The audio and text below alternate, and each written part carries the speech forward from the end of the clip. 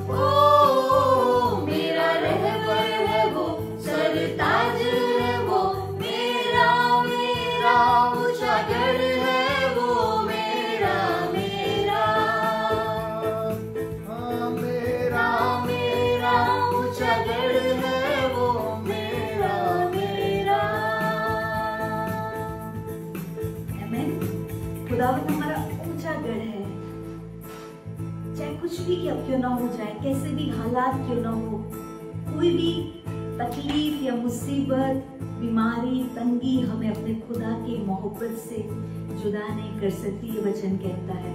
Hallelujah. और यकीन जानिए प्रियो, खुदावंद हमारा रहबर है, वो हमारे साथ साथ चलता है, हमारे साथ में रहता है। वो हमारे लिए ऊंचा गढ़ है जिसमें हम पनाह ले सकते हैं, जिसमें हम महफूज रह सकते हैं। आमीन। और जब उसकी पनाह में होते हैं, जब हम उस गढ़ के आड़ में होते हैं, हम संभाले भी जाते हैं और हम बहुत सुकून से रह सकते हैं, हम सलामत भी रहते हैं और खुदा हमारी हिफाजत करता है। आमीन। हालेलुया। और क्यों ना हमारे जीवन का ये लक्ष्य हो कि हम हर दिन हमेशा हमारे खुदा के उस नूरानी चेहरे को ताकते रहें। आमीन। जिसमें कि हम उसकी महिमा को देख सकते हैं, महिमा से भरा हुआ। आमीन। जब हम उसके साथ संगति करेंगे, फेलोशिप करेंगे ना प्रियो, हमारा जीवन हर दिन हम उसमें एक बड़े बदलाव को देखेंगे। आमीन।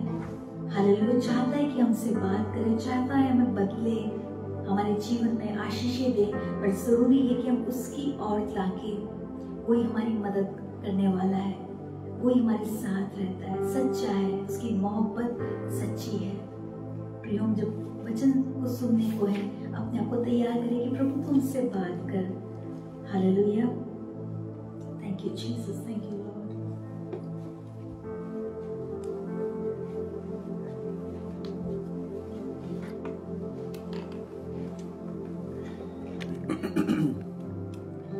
So praise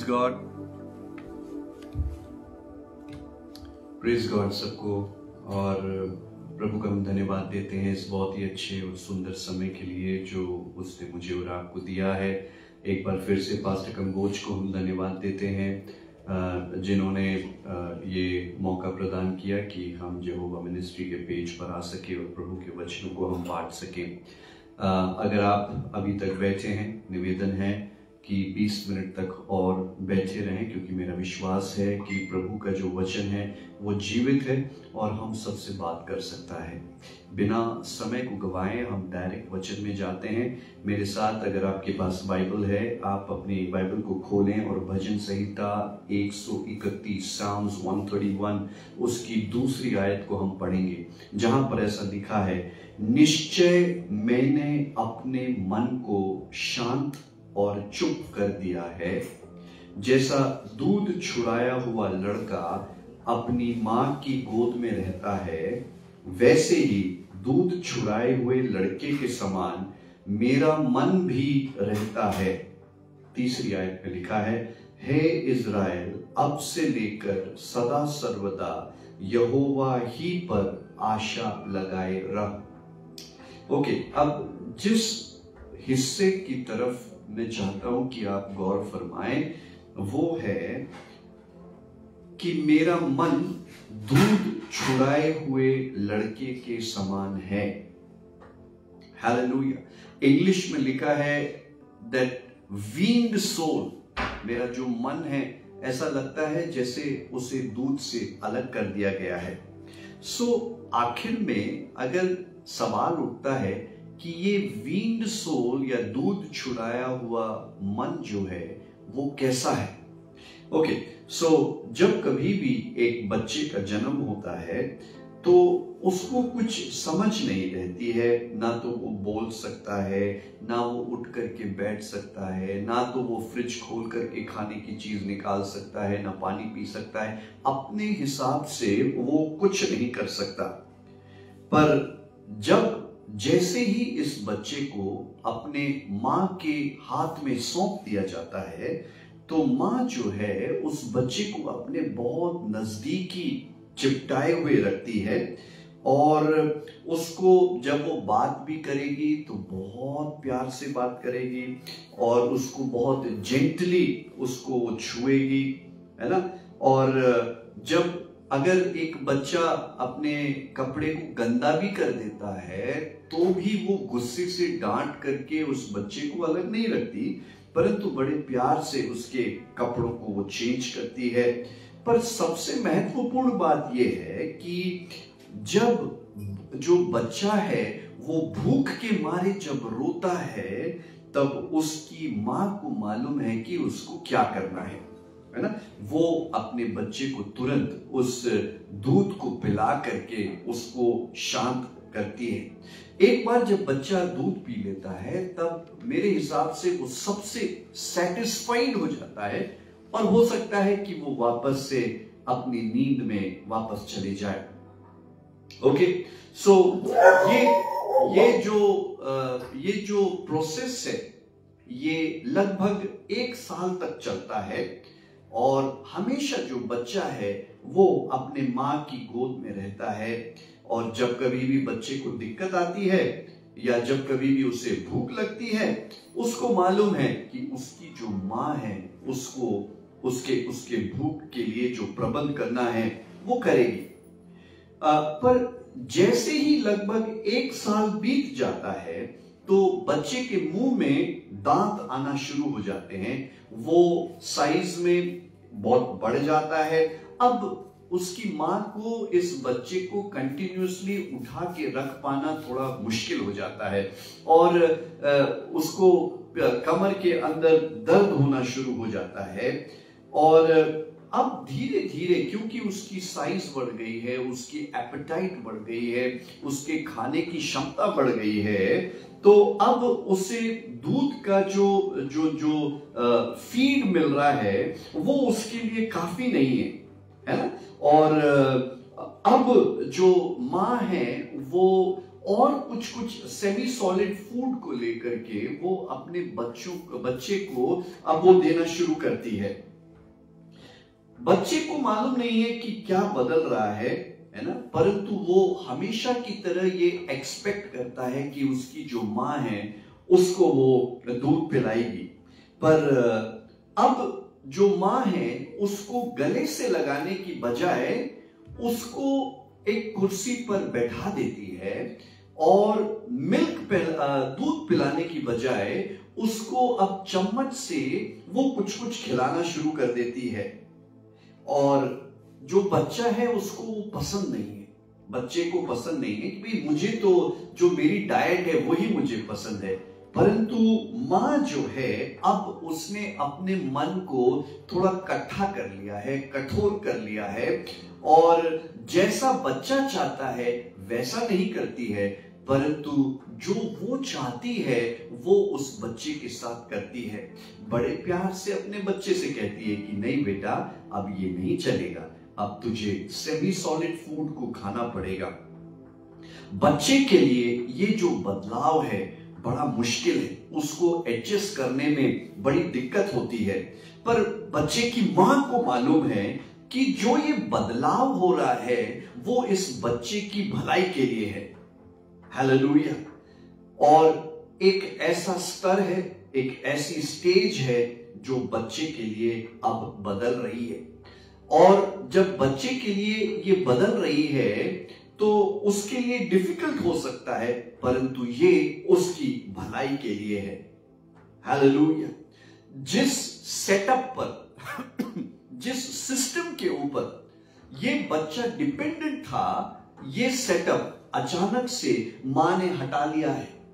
जिसके ऊपर उसकी नजर थी, जिसके ऊपर वो भरोसा करता था, अब ये सेटअप बच्चे के लिए हटा दिया गया है। अचानक से जब ये सेटअप बदल जाता है तो बच्चा थोड़ा सा डिस्टर्ब हो जाता है, परंतु याद रखिए कि जब कभी भी ये सेटअप बदलता है ये बच्चे की भलाई के लिए होता है। आपको मालूम है कि इजराइल में जब बच्चे का दूध छुड़ाया जाता है तब वहां पर एक बड़ा सेलिब्रेशन होता है। बाइबल में एक जगह पर ऐसा लिखा है कि जब इसहाक को दूध छुड़ाया गया तब अब्राहम ने वहां पर एक बड़ी दावत रखी। ओके, सो कभी कभी ऐसा होता है कि मैं और आप भी ऐसा महसूस करते हैं कि हमारा जो दूध है वो छुड़ा दिया गया है। परमेश्वर जो हमको जिन बातों से कंफर्ट करता था अब वो हमको कंफर्ट नहीं करता। पहले तो बहुत कहता था कि मेरे बेटे मेरी बेटी मैं तुझसे प्यार करता हूं, पर आजकल तो प्रभु कुछ कह नहीं रहा है ना। पहले वो मुझसे बहुत प्यार करता था, क्या अब प्रभु प्यार करना बंद कर दिया है? क्या वो मुझको भूल गया है? एक पुराना जो मेरा सपोर्ट सिस्टम था, जिसके ऊपर मैं निर्भर था, मैं डिपेंडेंट था और जिससे मुझे बहुत तसल्ली मिलती थी, अचानक से ये जो सिस्टम है वो अब हटा लिया गया है।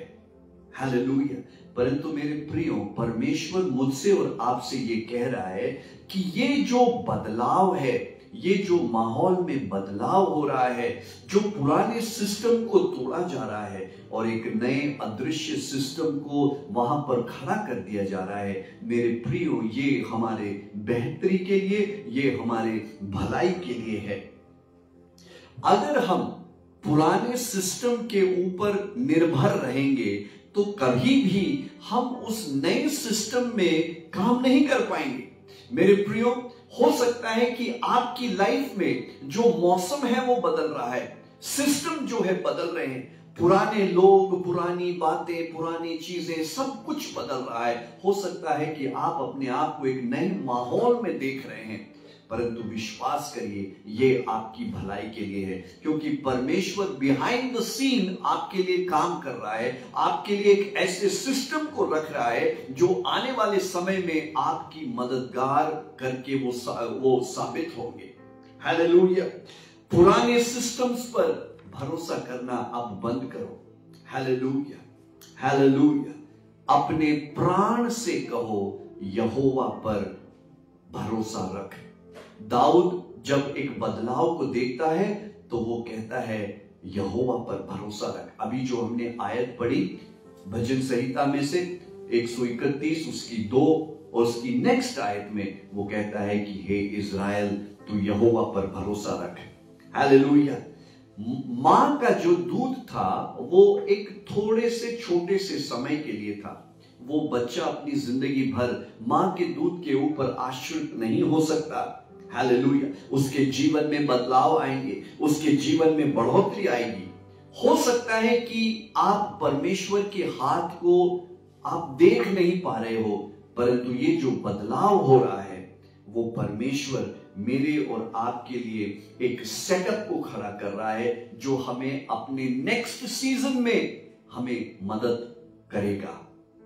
हालेलुया। अपने माइंडसेट को मुझे और आपको बदलना होगा। पुरानी बातों की तरफ फिर से पलट के मत देखो। आपका जो मौसम है, आपका जो सीजन है वो बदल रहा है। आपको मालूम है कि दाऊद ने ऐसे ट्रांजिशन को, ऐसे बदलाव को कैसे हैंडल किया? उसने अपने प्राण से बातचीत करना सीखा। वो अपने प्राण को इंस्ट्रक्शन देखा है, ए मेरे प्राण ऐसा कर। हालेलुया। हमारा जो प्राण है, जो हमारे आसपास बदलता है, जब माहौल चेंज होता है तो वो डिस्टर्ब हो जाता है क्योंकि वो देख नहीं सकता है। परंतु ऐसे समय में मुझे और आपको अपने प्राण को समझाना है। भजन संहिता 42 उसकी 5 आयत में लिखा है, हे मेरे प्राण तू क्यों गिरा जाता है, तू अंदर ही अंदर क्यों व्याकुल है? परमेश्वर पर आशा लगाए रख, क्योंकि मैं उसके दर्शन से उद्धार पाकर फिर उसका धन्यवाद करूंगा। भजन संहिता 62:5 में लिखा है, हे मेरे मन परमेश्वर के सामने चुप रह, क्योंकि मेरी आशा उसी से है। सचमुच वही मेरी चट्टान और मेरा उद्धार है, वह मेरा घर है, इसलिए मैं ना डिगूंगा। मेरा उद्धार और मेरी महिमा का आधार परमेश्वर है। हालेलुया। भजन संहिता 103 उसकी पहली आयत में लिखा है, हे मेरे मन यहोवा को धन्य कर। हम बार बार इस बात को देखते हैं कि दाऊद जो है वो अपने मन से बातचीत करता है, उसको दिख नहीं रहा है, वो परमेश्वर की हेल्प चाहता है, वो परमेश्वर की प्रेजेंस में बैठना चाहता है, परंतु क्या करे, उसको कोई प्रूफ नहीं मिल रहा है कि परमेश्वर उसके संग है। ऐसे समय में जब स्वर्ग शांत है, ऐसे समय में जब परमेश्वर की ओर से कोई वचन नहीं है, ऐसे केस में दाऊद अपने प्राण से कहता है, ऐ मेरे मन तू यहोवा को धन्य कहे। हालेलुया। अगर हमारा प्राण डिस्टर्ब्ड है उन बातों से जो हमारे आसपास हो रहा है, उससे परमेश्वर के वचन बोलो, उसे परमेश्वर की प्रतिज्ञाओं को याद दिलाओ। बार बार अपने प्राण को परमेश्वर की प्रतिज्ञा को याद दिलाओ। आपके साथ बुरा नहीं होगा, आपके साथ भला होगा। हालेलुया। ऐसा विश्वास परमेश्वर मुझसे और आपसे एक्सपेक्ट करता है। ये इसलिए है क्योंकि वो चाहता है कि हम परिपक्व बने। हालेलुया। हम हमेशा के लिए बच्चे ना रहें, परंतु हम परिपक्व हो जाएं, हम मैच्योर हो जाएं और उसकी प्रेजेंस में बढ़ते चले जाएं। एक उदाहरण देना चाहता हूं इजराइलियों का। इजराइल एक ऐसी जाति थी जो 400 साल तक, हालेलुया, उस मिस्र देश में एक गुलामी का जीवन जिया। अचानक से परमेश्वर ने हस्तक्षेप किया, अचानक से परमेश्वर ने उनको एक अद्भुत छुटकारा दिया। ऐसे ऐसे काम उनके बीच में किए जो पूरी दुनिया ने कभी नहीं देखे थे। उनके सामने उसने लाल समुद्र को 2 भाग कर दिया और अपने लोगों को उसके बीच में से निकाल लिया। जब वो मिस्र देश में थे तो ऐसे ऐसे चमत्कार उनके सामने किए जो उनने कभी देखे नहीं थे। 10 विपत्तियां मिस्र देश के ऊपर आई, परंतु इन सब विपत्तियों में से एक भी विपत्ति इजराइल के ऊपर नहीं आई। उन्होंने परमेश्वर के हाथ को कार्य करते हुए देखा, इतने चिन्ह और चमत्कार उन्होंने देखे, उनको लगा कि अब सब हमारी लाइफ बड़ी आसान हो जाएगी। पर जैसे ही उन्होंने लाल समुद्र को पार किया, सबसे पहला कदम उन्होंने कहां रखा? एक वीरान और एक सुनसान जंगल में। 3 दिन हो गए उनको चलते चलते, परंतु उनके पास पीने को पानी नहीं था। ऐसे समय में वो कुड़कुड़ाने लगे, वो मूसा पर डाउट करने लगे और उन्होंने कहा कि क्या तू हमें यहां पर मारने के लिए लेकर के आया है? परंतु परमेश्वर जब वो मिस्र देश में थे तब भी कंट्रोल में था, जब वो जंगल की यात्रा को शुरू किए तब भी परमेश्वर कंट्रोल में था। उन्होंने उनको एक भी पल के लिए छोड़ा नहीं था। बाइबल हमें बताती है कि उनके लिए दिन के समय में बादल था और रात के समय में आग का खंभा था। बार बार परमेश्वर उनके संग है, परंतु वो सिर्फ इतना चाहता था कि ये लोग मुझ पर भरोसा रखें। जो मैं कर रहा हूं उस पाठ को वो सीखें, उस पाठ को वो जाने। हालेलुया। परंतु इजराइल जो है वो परमेश्वर पर विश्वास करने में फेल हो गए। Hallelujah, hallelujah. उन्होंने ये देखा था कि कैसे मेमने का लहू जो है उनको बचा सकता है, परंतु जब पानी की कमी हुई तो वो कुड़कुड़ाने लगे। Hallelujah, hallelujah, hallelujah. Thank you Jesus, thank you Jesus. परमेश्वर कहां था? अरे परमेश्वर तो उनके साथ था, पर वो चाहता था कि ये लोग उनके ऊपर फुल्ली डिपेंड करें। इस सीजन में आप, जब उसकी तरफ से कोई वचन नहीं है, जब उसकी तरफ से कोई तसल्ली की बात नहीं है, वो चाहता है कि आप उसके ऊपर भरोसा रखें।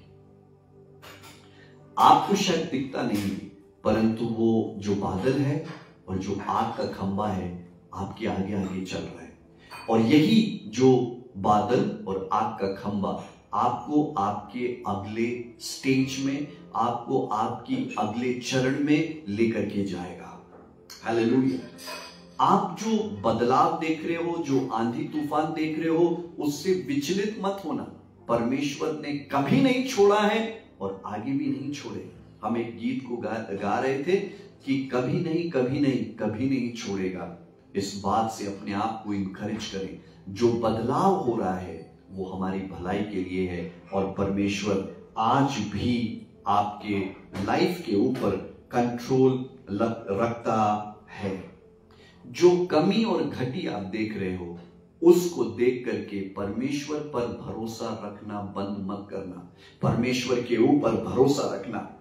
बाइबल बताती है कि वो व्यक्ति जो परमेश्वर पर भरोसा नहीं रखता है वो श्रापित है। यिर्मयाह 17:5 में लिखा है, श्रापित है वो पुरुष जो मनुष्यों पर भरोसा रखता है और उसका सहारा लेता है।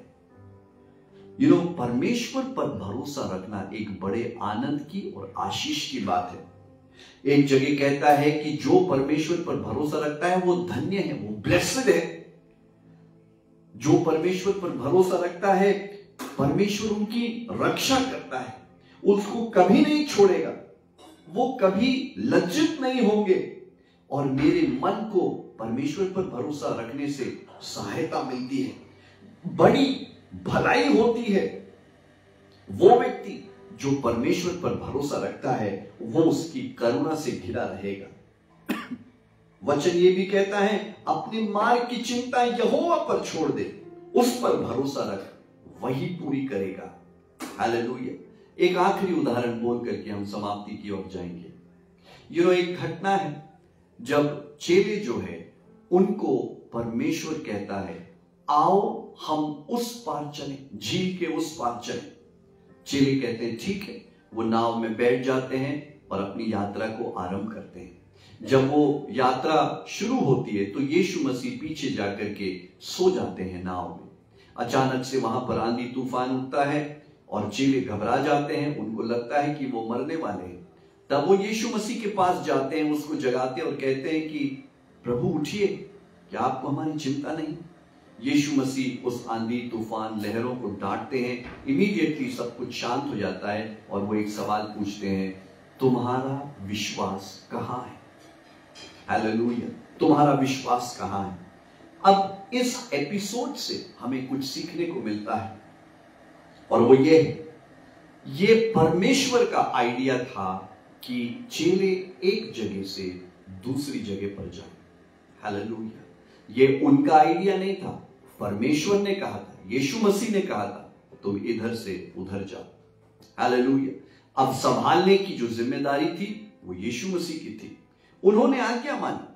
परंतु जब परमेश्वर भी कह रहा है, यीशु मसीह भी कह रहे हैं कि तुम यहां से वहां जाओ, अपने नेक्स्ट स्टेज में जाओ, तो ये जरूरी नहीं है कि आपका और मेरा सफर आसान होगा।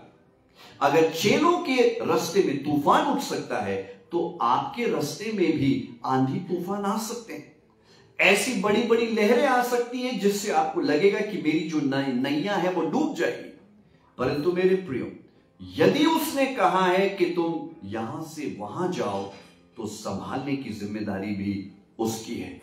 हालेलुया। सेकंड जो सबसे महत्वपूर्ण बात है वो ये है कि जब वो आपके साथ है तो वो एक्सपेक्ट करता है कि आप अपने विश्वास का इस्तेमाल करके आपकी मंजिल तक पहुंचे। हालेलुया। वो एक्सपेक्ट कर रहा है कि आप अपना विश्वास इस्तेमाल करें। इसीलिए तो उसने अपने चेलों को डांटा और कहा कि तुम्हारा विश्वास कहां है? अरे जो काम मैं कर रहा हूं वो काम तुम्हें करना चाहिए।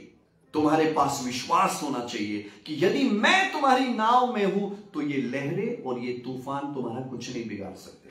हालेलुया।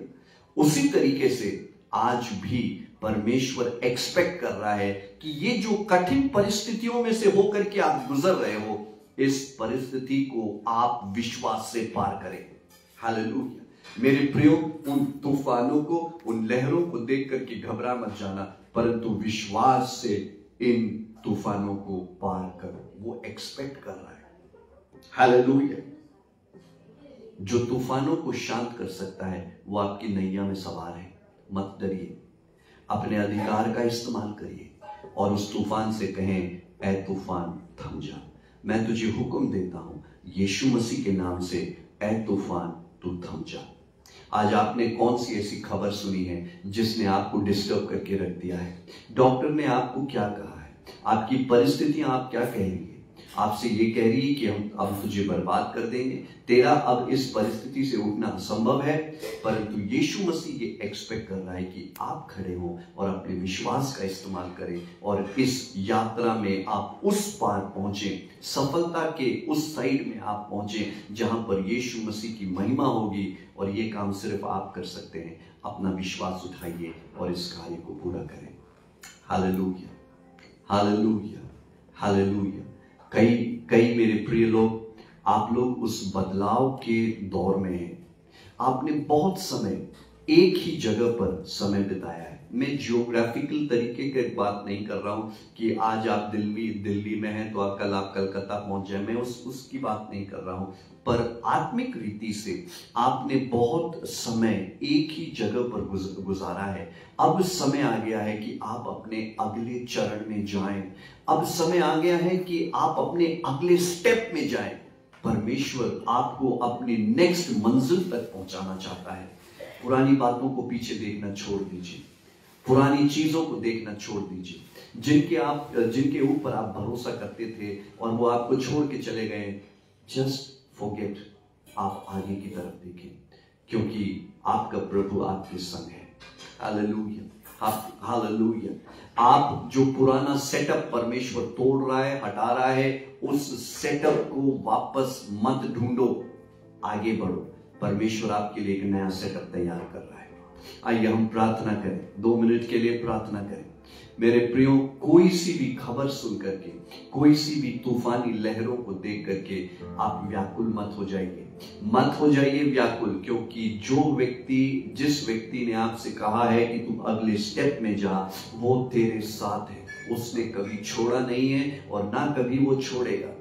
वो संभालने वाला है, वो सब कुछ अपने कंट्रोल में रखता है। तेरा नुकसान नहीं होगा। वो कहता है कि कहाँ है तेरा विश्वास। आज अपने विश्वास को उठाइए और अपनी परिस्थिति को कहना शुरू करिए। हालेलुया। जैसा यीशु मसीह ने उस तूफान को डांटा, वैसा आप भी डांट सकते हैं। क्यों नहीं हम विश्वास करते कि सारा अधिकार यीशु मसीह को दिया गया है और उसने ये अधिकार अपने लोगों को दिया है, आपको और मुझको दिया है। अपने उस अधिकार का इस्तेमाल करें। हालेलुया। अपने नेक्स्ट फेज में जाइए। ये अगला फेज आपके विश्वास को चाहता है। परमेश्वर आकर के अब वो नहीं करेगा, वो एक्सपेक्ट कर रहा है कि आप और मैं अपने विश्वास का इस्तेमाल करें। Come on. बीमारी परेशान कर रही है, उस बीमारी से बोलना शुरू करें। हालेलुया। विपरीत परिस्थिति कुछ कह रही है, उससे बातचीत करना शुरू करें। परमेश्वर की प्रतिज्ञाओं को बोलना शुरू करें। हालेलुया। अपने प्राण से बात करें और कहें, ऐ मेरे प्राण तू क्यों गिरा जाता है? परमेश्वर पर भरोसा रख, तेरा कुछ नुकसान नहीं होगा। हालेलुया। Oh thank you. स्वर्गीय पिता, हम यहाँ पर देखने वाले हर एक व्यक्ति के लिए प्रार्थना करते हैं प्रभु जी।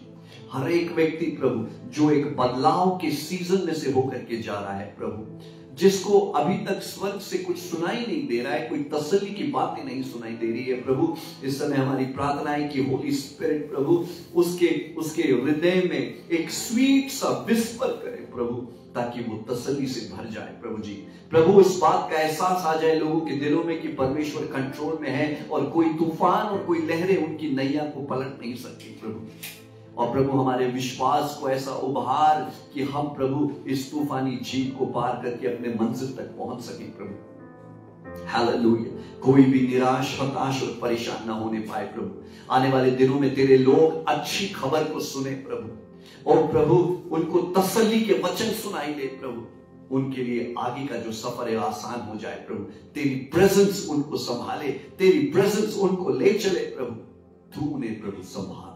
थैंक यू लॉर्ड कि तू कंट्रोल में है। हर एक व्यक्ति को प्रभु तेरे हाथों में सौंप दे।